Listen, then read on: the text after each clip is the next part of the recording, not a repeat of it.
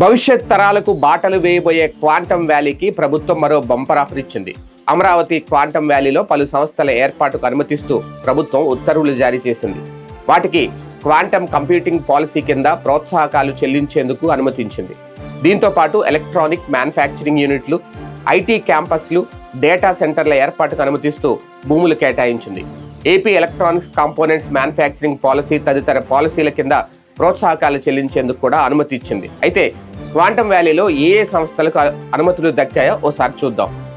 Quantum electronics తయారీ, cryogenic హెచ్ఈఎంటీ development, quantum hardware తయారీ కేంద్రం ఏర్పాటుకు SAS క్యూట్ ఎలక్ట్రానిక్స్ ప్రైవేట్ లిమిటెడ్కు అనుమతి ఇచ్చారు.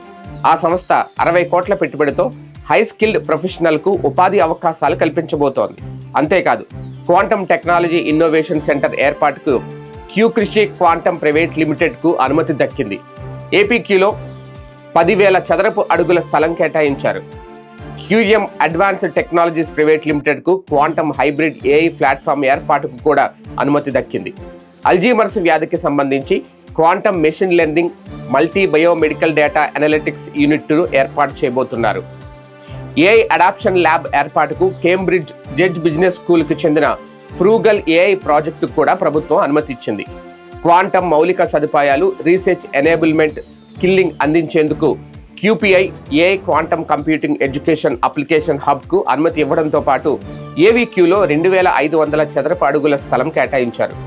అడ్వాన్స్డ్ R&D సెంటర్ ఏర్పాటుకు క్వాంటమ్ బయోసైన్సెస్ ప్రైవేట్ లిమిటెడ్ను ఏర్పాటు చేయబోతున్నారు. 2 ఎకరాలను నిర్దేశిత ధరలో 75% రాయితీపై కేటాయించారు.